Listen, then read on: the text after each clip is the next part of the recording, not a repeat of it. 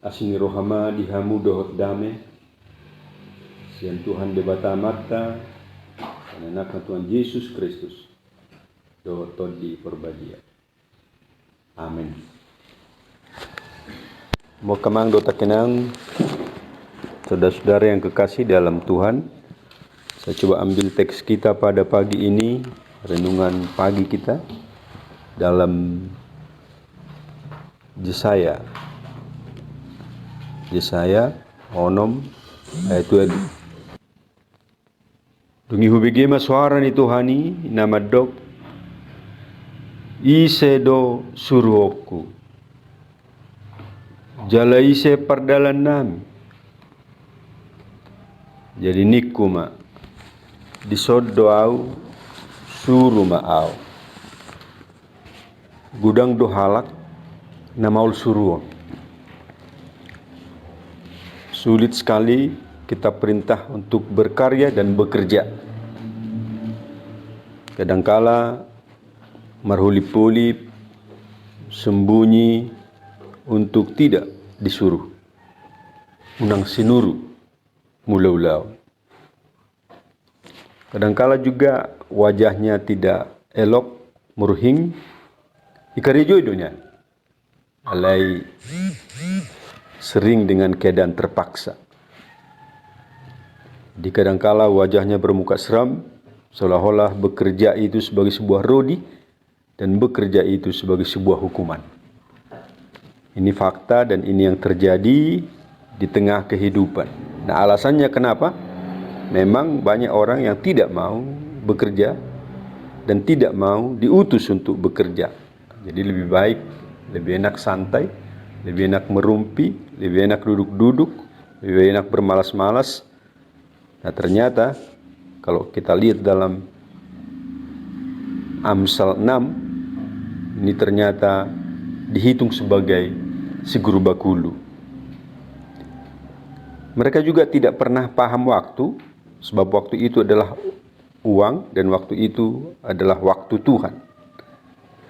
Pemahaman waktu yang kurang ini boleh berakibat tidak pernah berkarya, malah berleha-leha, seolah-olah tidak memahami bahwa waktu itu mahal dan waktu itu pemberian Tuhan dan waktu itu adalah dari Tuhan. Ada dua pemahaman waktu sebenarnya yang harus kita pahami, yaitu linier. Pemahaman waktu yang linier dan pemahaman waktu yang sirkuler. Di orang beriman mestinya harus memahami waktu itu sirkuler, alfa dan omega, bahwa yang bermula akan berakhir. Bagikan buah garis lurus yang tidak akan pernah bertemu. Sekali kita gunakan waktu dan itu akan lurus terus-menerus sampai ke depan dan tidak akan pernah bertemu. Namun dalam pemahaman yang lain ada memahami waktu itu sirkuler. Ay margira tu dia, songon sorhan ibadah itu mordong gitu loh. Jadi kalau pemahaman waktu yang sirkuler seperti sorhan ipadati circle, ya, pemahaman waktu ay margira tu dia huduljo bodoh pe sogok mai tiba-tiba toko itu loh. Jadi artinya waktu itu masih ada, gak usah kau malaput. Nah, ini pemahaman waktu yang sirkuler. Nah, prediksi pemahaman dan paradigma ini mestinya harus kita waspadai. Sebab kalau kita baca dalam Yohanes ayat 4, selagi hari masih siang, aku harus bekerja karena Bapakku bekerja. Danga dong nok mata nisi jagaho. Jadi itu sebabnya kapan saja kita berdoa kepada Tuhan, Dia dengar. Coba kalau amudum jawabah dakutangi hoko, itu bahaya. Dan itu tidak akan terpandang sebagai penyelamat kalau memang Tuhan memahami waktu itu sirkuler, tapi linier. Nah, artinya waktu sekarang tidak akan bisa kita temukan untuk besok. Itu sebabnya ada yang mengatakan don't wait till tomorrow, jangan tunggu sampai besok. What you can do today, apa yang bisa kamu kerjakan, kerjakan, sebab waktu itu berharga. The time is money, waktu itu uang. Jadi kalau kita tidak gunakan, maka kita akan rugi sendiri. Nah, ini memang inang yang berakibat. Kalau pemahaman waktu kita sirkuler, nah kita akan menunda-nunda pekerjaan. Nah, kita akan merumpi-rumpi, kita akan berleha-leha, kita akan bermalas-malas, kita akan duduk-duduk.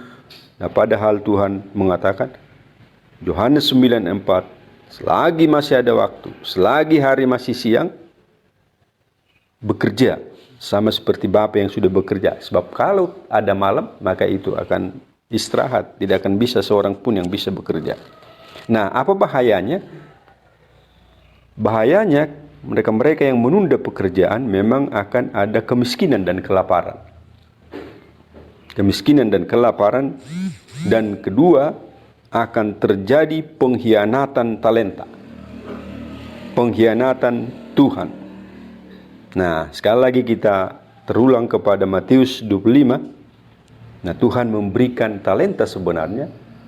Tuhan memberikan bakat untuk kita. Tuhan memberikan talenta si basa-basa.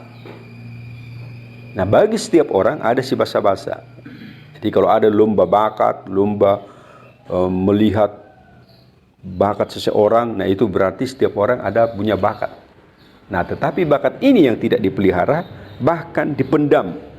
Jadi kalau kita baca Matius 25, ada menerima 5 talenta, 2 talenta, tapi ada yang 1 talenta.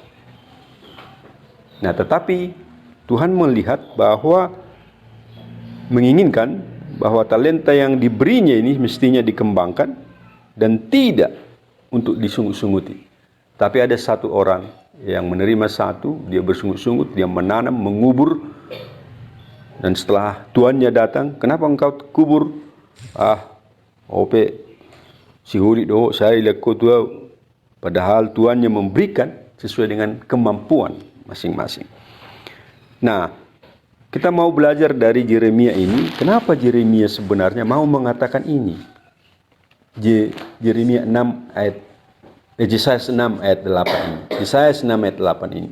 Dungi hubege maswarani Tuhani nama dok isedo suruhku.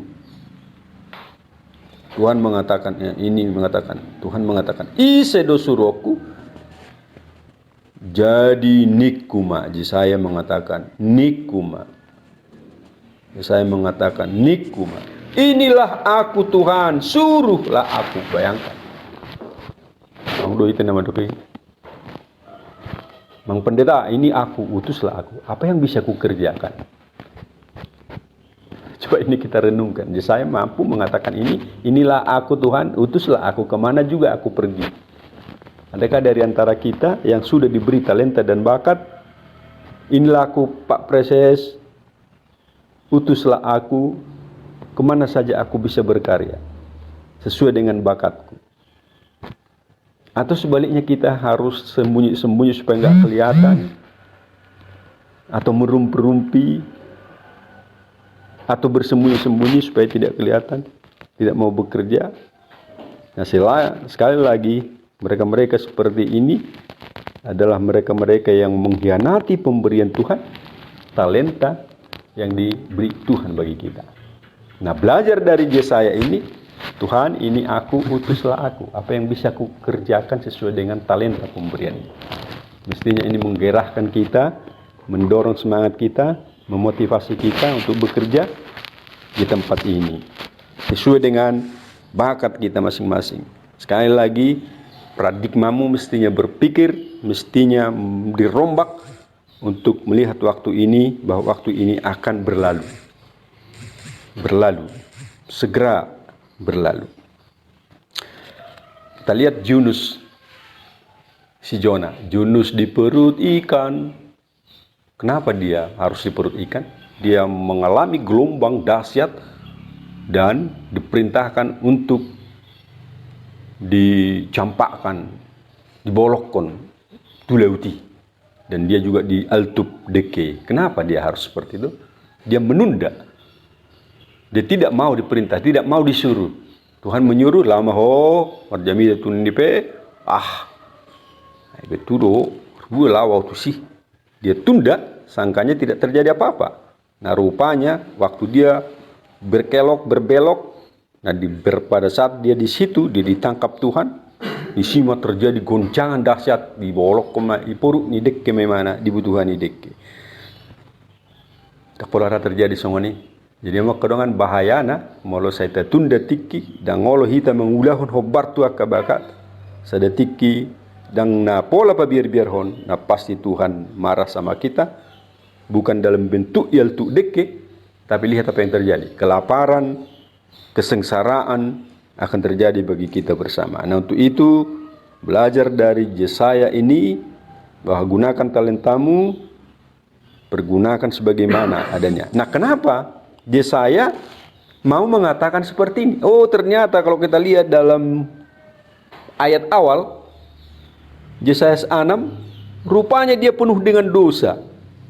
Marjea ma'au, nungga magwau, ai jolma per bibir naramudau, jala di tonga-tonga di bangso per bibir naramuna unuaing. Ngamar dosa hape unuaing. Lihat ini, ternyata dosa yang buat dia supaya tidak mau bekerja. Jadi alanya dosa, ihadiriokku, dihajolmokku, dipangalahoku, dipikiraku, ngadusa be mangsad dewe tu pikiraku sendiri, auna memang ngerja diriku. Nah ini yang bikin Yesaya, kenapa dia berlaku seperti itu? Nah rupanya di ayat 6, dungi habang masa dasyanak kasuru-suruan serapi mendapot tonau. HP di tanganna sada batu arang negara, nabi nuat nasyal langgatan do gacip. Roma suruh-suruan, adong magara do gacip di tanganna. Itu apa masih Yesaya dia 7. Jadi di jama ma pamangaku, jadi di ma ida ma odo nama jama bibir ni pamangaku, pabo naung niucat utaku, jala naung hinuku padusak. Jadi ternyata bara tadi yang dipegang oleh suruh-suruan, dibakar mulutnya, dibakar hidupnya. Jadi dupe itu tung nguluna, jala diucat dosana, baru mampu dia mengatakan ayat 8, nyodoau suruh mau. Kita merenungkan ini, barangkali kita penuh dengan dosa ini. Jadi kalau di ayat 6, huida ma Tuhani. Nah kita masih belum melihat Tuhan. Jadi kalau kita sudah mau melihat Tuhan, dan suruh-suruan akan datang membawa bara api dan gacip, maka awalnya kita akan digacip dulu dan diucap dosa-dosa kita, maka kita bersedia mengatakan niod doau suruh ma. Kadongan parinukom maon buado piadong dihitaon akan asing dora karena guru hita yang disonon. Tapi kalau ini masih ada bagi kita renung, kita lihat Yesaya, ternyata dosa-dosa Yesaya sebelumnya dan dosa Yunus sebelumnya itu yang menjadikan dia tidak mau disuruh, tidak mau berkarya, tidak mau memenuhi panggilan dan suara Tuhan. Kita ditugaskan di dalam Matius 5, semua kita sudah diberikan talenta. Adakah prakarsa kita untuk bergerak? Adakah kita termotivasi untuk melakukan kehendak Tuhan? Mari kita renung bersama dari Yesaya. Yang jelas, bila dosa masih merajalela dalam kehidupan kita, maka kita akan menunda-nunda waktu. Maka pandangan dan paradigma waktu kita masih linear, sirkuler. Nah oleh sebab itu sekali lagi, jangan sampai Tuhan datang untuk kedua kali, kita masih belum bertobat dan melakukan apa yang Tuhan kehendaki menjadi kemuliaan bagi namanya. Kita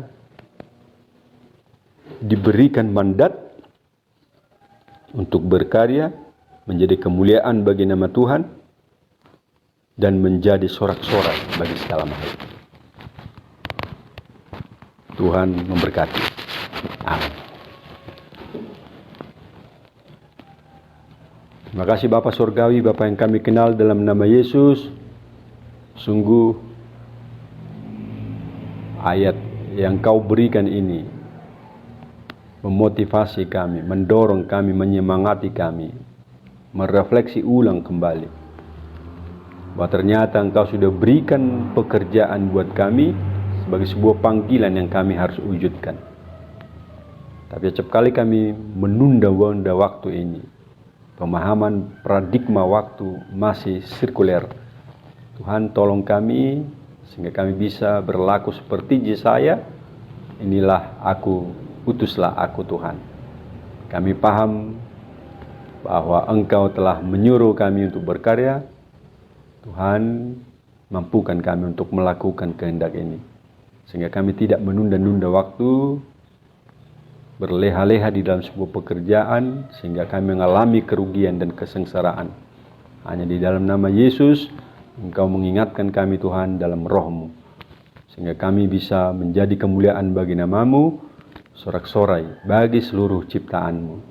Dalam nama Yesus Kristus, kami berdoa. Amin.